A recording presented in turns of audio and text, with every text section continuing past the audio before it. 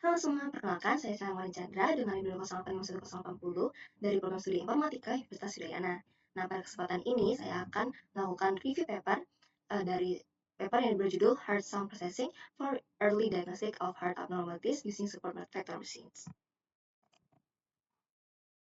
Nah, pada judul paper tersebut yang terdapat dari jurnal LTCOM, Jurnal Teknologi Elektro, Teknologi Informasi, dan Komputer.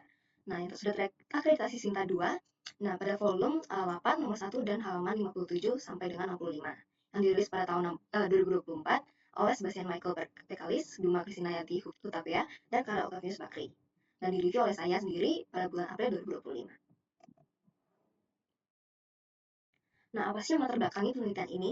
Nah, jadi penyakit kardiovaskular ini merupakan salah satu penyakit penyebab kematian terbanyak di dunia yang mencapai 17,9 juta korban per tahunnya. Nah, kelainan pada detak jantung ini dapat dideteksi dengan auskultasi atau pengecekan detak jantung oleh dokter menggunakan stetoskop.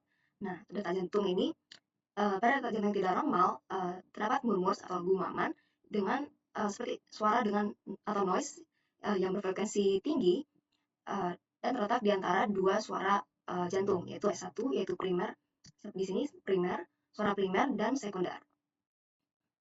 Nah, suara detak jantung dan murmurs ini umumnya berfrekuensi sangat rendah, antara 20 hingga 500 Hz saja, dan semakin sulit didengar dengan adanya noise seperti dari suara nafas pasien, ataupun dari suara lingkungan sekitar, bisa juga dari suara gesekan antara kulit ataupun baju. Agar mendapatkan suara detak jantung yang bersih dan bebas dari noise ini, diperlukan alat yang dapat merekam suara detak jantung tersebut dan murmursnya. Nah, ini menggunakan alat seperti stetoskop elektrik ataupun fonokardiograf. Nah, kelebihan dari fonokardiograf ini, dia dapat memberikan visualisasi atau representasi visual seperti pada gambar ini. Nah, ini termasuk suara keberapanya atau intensitasnya dan juga frekuensinya. Kemudian untuk menekan angka kematian dari penyakit kardiovaskular ini, diperlukan diagnosis dini. Nah, ini dilakukan untuk mendukung penanganan lebih efektif dan juga pencegahan pengembangan penyakit. Saat ini diagnosis ini masih dilakukan secara konvensional, yaitu dengan menggunakan stetoskop yang dilakukan langsung oleh dokter. Namun cara ini lebih banyak subjektivitasnya dan kurang akurat. Nah, oleh karena itu diperlukanlah diagnosis menggunakan alat untuk meningkatkan akurasi dan objektivitas klasifikasi penyakit jantung itu.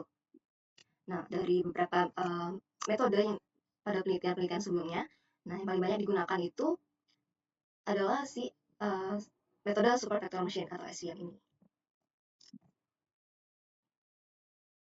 Nah, pada penelitian ini, klasifikasi yang difokuskan adalah 3 kondisi jantung atau suara jantung. Nah, yang pertama adalah jantung normal, regurgitasi mitral, dan stenosis mitral. Nah, apa sih perbedaan dari regurgitasi mitral dan stenosis mitral ini?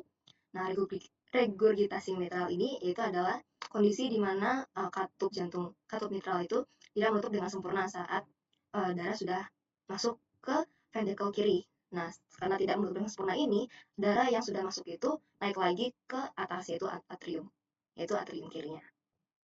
Nah, regurgitasi mitral ini adalah kondisi yang paling banyak ditemukan, yaitu 2% dari orang di dunia ini. Nah, sementara untuk stenosis mitral ini merupakan kondisi di mana terjadinya penyempitan pada lubang katup mitral tersebut.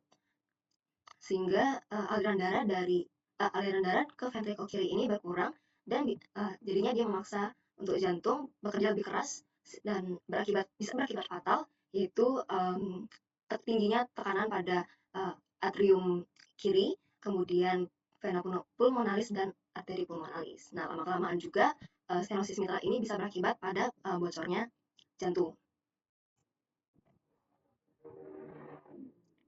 Kemudian tujuan penelitian ini yaitu adalah pertama mengembangkan algoritma klasifikasi 3 kondisi jantung berbasis support vector machine berdasarkan suara detak jantung. Kemudian dievaluasi juga efektivitas berbagai tipe kardinal SVM untuk 3 kondisi jantung itu. Kemudian kita masuk pada metode penelitian. Yang pertama ini adalah dataset, di mana data yang digunakan adalah suara detak jantung dengan total 600 data dan dibagi lagi dan terdiri dari 200 data untuk masing-masing klasifikasinya. Kemudian dibagi lagi 420 data untuk training dan validasi dan 180 data untuk testing. Nah, data ini akan diproses dalam frekuensi 8000 Hz dan dikonversi menjadi monochannel untuk menjaga kualitasnya dan distandarisasi. Kemudian untuk preprocessing, pertama ini data dikonversi dari data domain waktu sebelumnya ini masih berupa time atau second, itu waktu. kemudian dikonversi ke domain frekuensi, seperti ini, sudah frekuensi.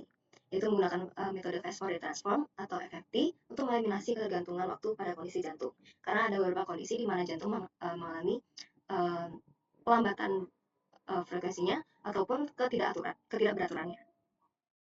Nah, pada FFT ini, dalam suara detak jantung, input FFT berupa sinyal dengan banyak titik amplitudo terhadap waktu. Nah, sinyal domain waktu titik N ini diurai menjadi sinyal domain waktu N yang masing-masing terdiri dari satu titik. Nah, spektrum frekuensi N yang sesuai dengan sinyal domain, nah itu waktu N dihitung. Kemudian spektrum M disintesis menjadi spektrum frekuensi tunggal, yang hasilnya adalah seperti gambar ini. Kemudian setelah mendapatkan hasil FFT tersebut berupa spektrogram, dilakukan ekstraksi fitur secara manual. Nah, ini adalah kelemahan dari penelitian ini, yaitu versi secara manual dalam ekstraksi fitur pada frekuensi 50-150 Hz dan 200-300 Hz. Kemudian pada model training, klasifikasi menggunakan metode super vector machine karena struktur modelnya yang sederhana dan sesuai dengan dataset kecil. Nah, pada SIEM ini digunakan berbagai tipe kernel, yaitu fungsi yang mentransformasi data input menjadi ruang berdimensi yang lebih tinggi. Nah, ada 4 fungsi kernel yang digunakan, yaitu yang pertama adalah linear, polinomial, base function, radial base function, atau RBF, dan sigmoid. Nah, kemudian training model tersebut divalidasi menggunakan metode tenfold cross-validation, yaitu prosedur sampling yang mengevaluasi model machine learning pada data yang terbatas. Nah, kemudian metode ini akan memberikan estimasi kinerja model yang lebih andal karena memastikan bahwa setiap observasi dan kumpulan data asli memiliki peluang muncul tepat satu kali dalam set pelatihan dan pengujian. Kemudian dilakukan penilaian terhadap performa matrix, di mana digunakan beberapa matrix, yaitu pertama adalah matriks akurasi, di mana matriks ini mengukur proporsi prediksi dan yang benar dari seluruh prediksi yang dilakukan. Kemudian ada juga matriks F1 score, di mana ini menyimpulkan precision dari call agar penilaian terhadap false positif dan false negatif ini dapat dipertimbangkan. Kemudian untuk matriks recall ini adalah matriks yang mengukur keakuratan model dalam memprediksi seluruh kelas positif dari dataset. Nah, setelah semua matriks ini didapatkan, dilakukan confusion matrix, yaitu mengidentifikasi 4 elemen, yaitu true positif, false positif, true negatif, dan false negatif. Kemudian untuk implementasinya, pada penelitian ini digunakan Python 3.10 karena Python ini memang ideal untuk data analisis atau data science. Nah, kemudian digunakan juga IDE-nya yaitu PyCharm dan digunakan juga library-nya yaitu scikit-learn. Di mana scikit-learn ini menyediakan berbagai algoritma dan tools untuk machine learning, terutama pada penelitian ini digunakan modul SVM. Nah, untuk hasil penelitiannya, yang pengujian yang pertama ini yaitu pengujian tipe kernel, yaitu didapatkan bahwa tipe kernel linear ini yang paling tinggi akurasinya yaitu 95% dari untuk pengklasifikasian tipe penyakit jantung. Di mana hal tersebut membuktikan bahwa linear kernel ini mampu mengklasifikasikan suara jantung lebih akurat dari tiga tipe lainnya. Nah, ini juga membuktikan bahwa dataset dari peneliti ini cenderung dapat dipisahkan secara linear atau linear separable atau per kelas suara jantung setelah proses FFT. Sementara untuk kedua tipe ini yaitu polinomial dan RBF ini hanya 91% akurasinya karena mereka ini bekerja pada perbedaan yang non-linear.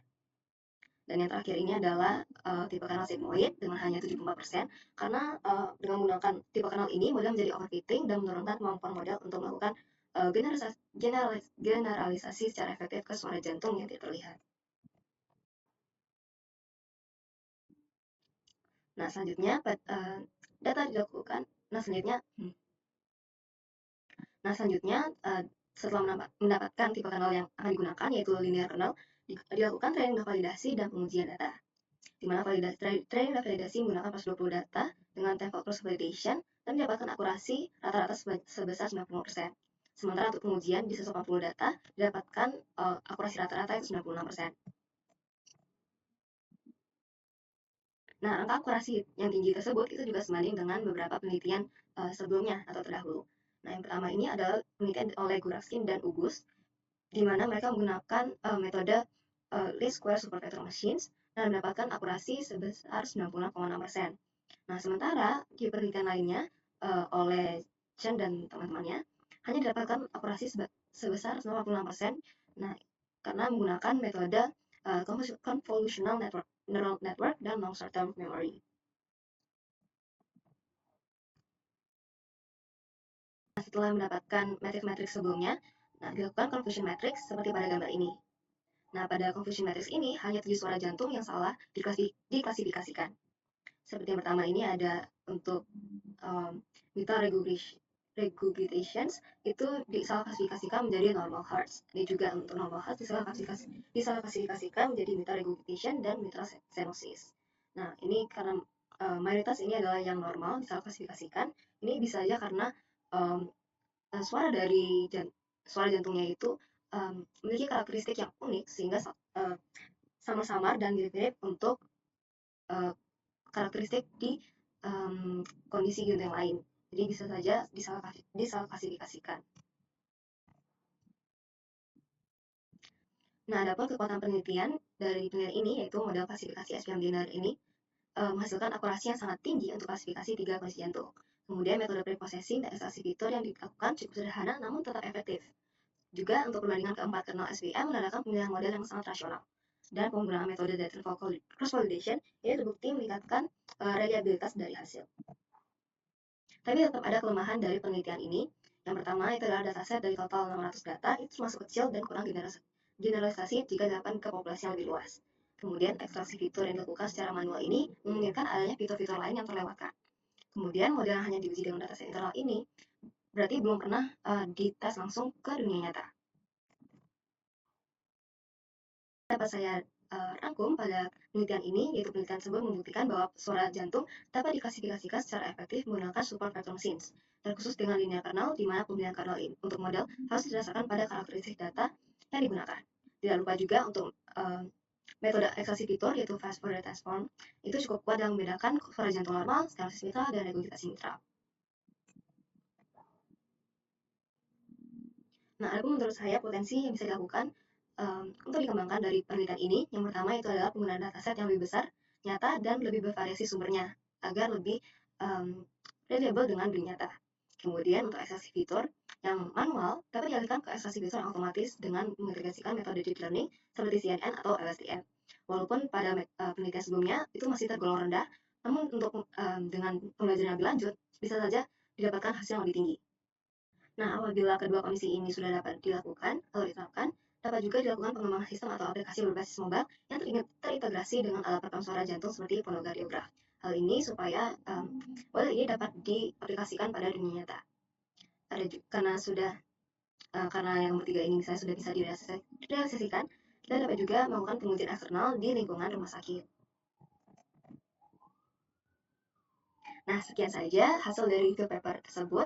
Nah, semoga bisa dimengerti dan sampai jumpa lagi.